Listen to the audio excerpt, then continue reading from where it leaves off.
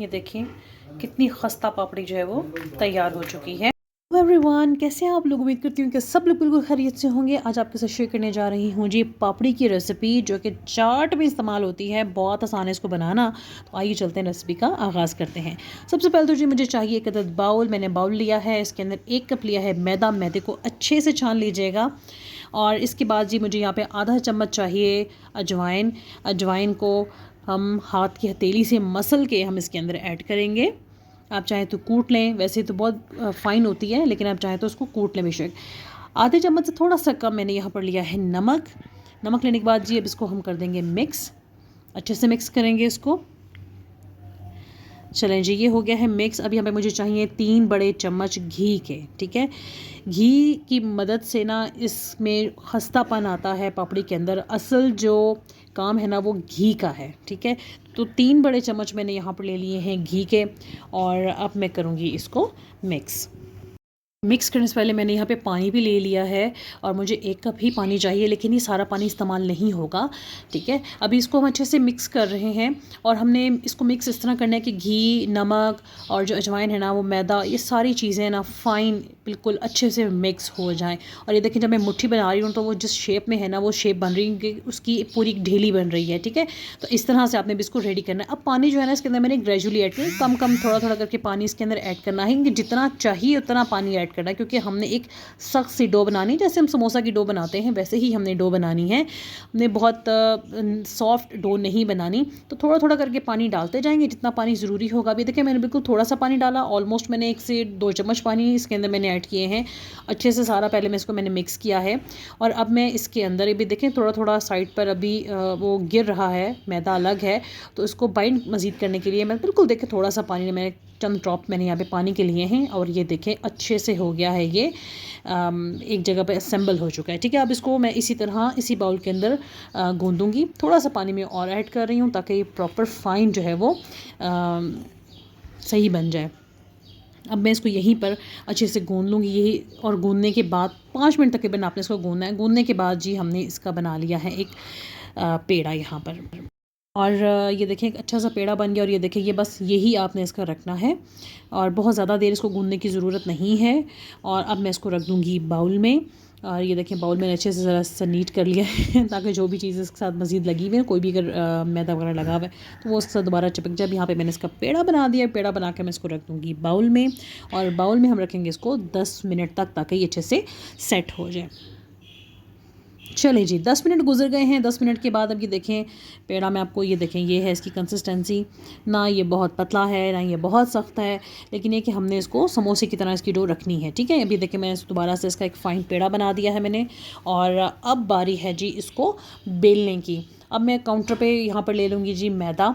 मैदे को मैं यहाँ पे डस्ट कर लूँगी। ठीक है जी, अच्छे से डस्ट कर लूँगी। बहुत ज़्यादा एक्सट्रीम हमें मैदा की ज़रूरत नहीं है, बस जिस तरह हमने रोटी बेलते हैं अब हमने उस तरह से इसको बेल लेना है। ठीक है जी, अभी जिस तरह रोटी को हम थोड़ा सा चौड़ा करते हैं, मैं इसी तरह से हाथ की मदद से थोड़ा सा इसको पहले फैला रही हूँ।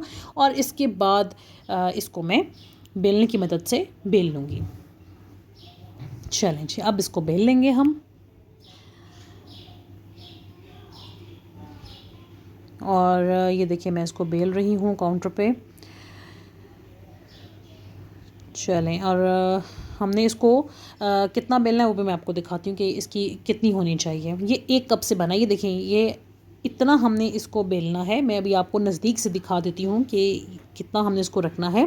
ये देखिए, हमने बस इतना इसको बेलना है। और ये हमने जितना हम इसको बेल सकते हैं हमने इसको बेलना है। ठीक है, ये है इसका कि हमने इसको इतना रखना है। ठीक है, अब यहाँ पे फ़ॉर्क की मदद से मैं इसको जगह जगह जगह जगह होल कर दूँगी, क्योंकि अगर हमने इसको फ़ॉर्क की मदद से इसमें होल ना किए तो जब मैं इसको कढ़ाई में डालूँगी तो फिर ये या पापड़ी की बजाय गोलगप्पे बन जाएंगे।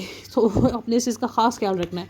अब यहाँ पे कटर ले लें, कप ले लें, जो भी चीज़ आपके पास अवेलेबल है आप वो ले लें। और उसकी मदद से यहाँ पे आप कोई भी साइज़ का आप काट लें। मेरे पास छोटा कटर था, लिहाजा मैंने छोटे साइज़ में कटिंग कर ली इसकी। आपके पास बड़ा कटर हो या बड़ा ग्लास हो, बड़ा कप हो, तो आप उसकी मदद से बड़े साइज़ में भी इसको कट करके इसको फ्राई कर सकते हैं। तो अभी यहाँ पर देखिए मैं इसको अच्छे से कट कर रही हूँ।